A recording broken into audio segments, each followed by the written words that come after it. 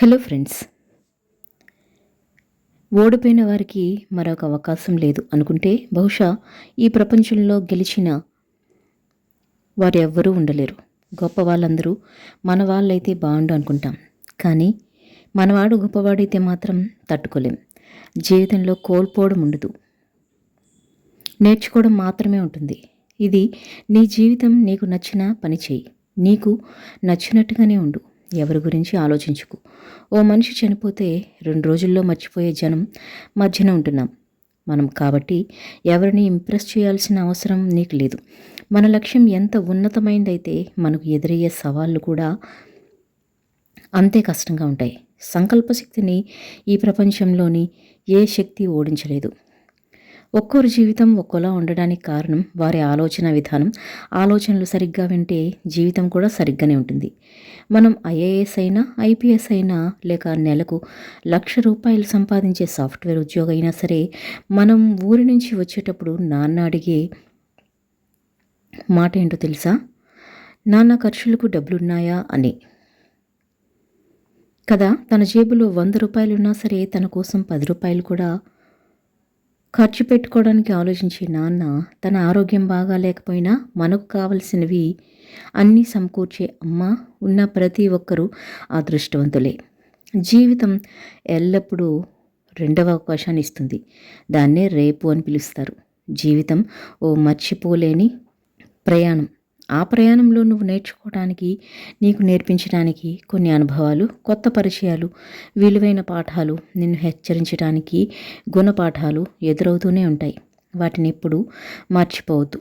జరిగిపోయిన దాని గురించి ఎప్పుడు చింతించుకో. ఎందుకంటే మనకు జరిగే మంచి మనకు ఆనందాన్ని ఇస్తే, జరిగిన చెడు అనుభవాన్ని ఇస్తుంది. ఎప్పుడు సమయం వృధా చేసుకోకు. ఎందుకంటే నీకు ఉన్నది ఒక్కటే అవకాశం, ఒక్కటే జీవితం. ఆలోచన, ఆచరణ, ఈ 2 మాత్రమే మనల్ని ఉన్నత స్థాయికి తీసుకెళ్ళగలవు. అరిస్తే గెలిచినట్లు కాదు, మౌనంగా ఉంటే ఓడినట్లు కాదు. సమయానికి తగ్గట్టు నడుచుకోవడమే మనిషి లక్షణం. ఆశతో ఉండేవారు రాత్రి సమయంలో వెలుగునిచ్చే వెన్నెలను చూసి ఆనందిస్తాడు. కానీ ఆశయంతో ఉండేవాడు ఆ వెన్నెల ఎంత దూరంలో ఉందో ఆలోచిస్తాడు. అంబాసిడర్ కారులో వెళ్ళినప్పుడు కాదు, అంబులెన్స్లో వెళ్ళినప్పుడు తెలుస్తుంది జీవితం అంటే ఏంటో. విద్యను సముపార్జించేవారు శ్రమపడాల్సిన అవసరం లేదు. కేవలం ఏకాగ్రత మరియు అంకిత భావం ఉంటే చాలు. స్వర్గాన్ని, నరకాన్ని ప్రత్యేకంగా చూసిన వారు ఎవరూ లేరు. అందరిలో కలిసిమెలిసి ఉంటూ ఆనందంగా, తృప్తిగా జీవించడమే స్వర్గం. లేనిపోని ఆశలకు పోయి బాధపడటమే నరకం. చక్కెర తీయగా ఉంది కదా అని ఎక్కువ తింటే ప్రాణానికి ప్రమాదకరం. అలాగే మాటలు తీయగా ఉన్నాయి కదా అని నీ బలహీనతల్ని అందరితో పంచుకుంటే జీవితానికి ప్రమాదకరం. మనకు ఉన్న సమయం చాలా తక్కువ. దాన్ని వేరొకరి జీవితం కోసం వృధా చేయకూడదు. ప్రతి అడుగులో నీకు అవమానం ఎదురైన ప్రతి సందర్భంలో నీ అసమర్థత, నీ వేలెత్తి చూపిన, ఎండగట్టిన ఈ సమాజంలో నువ్వు పోరాడాల్సింది, నీతోనే గెలవాల్సింది నీపైనే. నీతో నువ్వే యుద్ధం చేయాలి. నీ మార్గంలో ప్రత్యర్థి ఎలా ఉండాలంటే అన్నిట్లోనూ ముందుగా, చురుగ్గా, తెలివిగా ఉండాలి.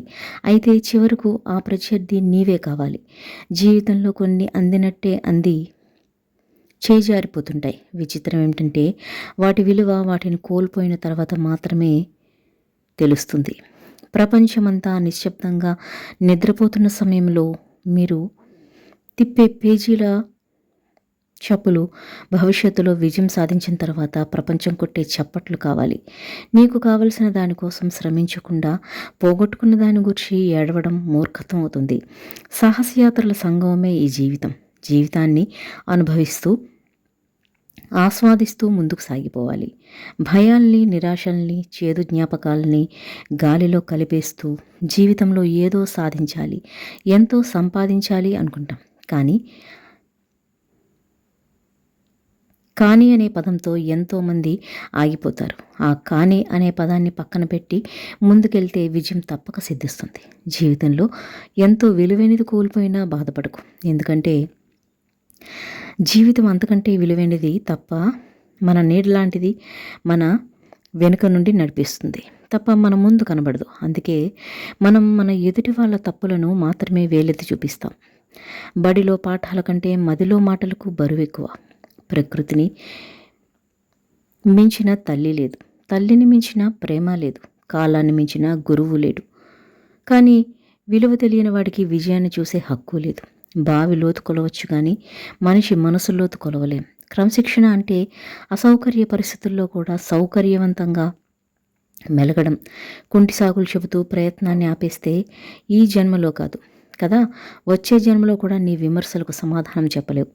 నీకు జరిగిన అవమానాలు, అవహేళనలను గూర్చి ఆలోచిస్తూ నీ సమయాన్ని వృధా చేసుకోకుండా వాటిని నీ విజయానికి మెట్లుగా చేసుకొని విజయం సాధించి నువ్వేంటో నిన్ను అవమానించిన వారికి చూపెట్టు.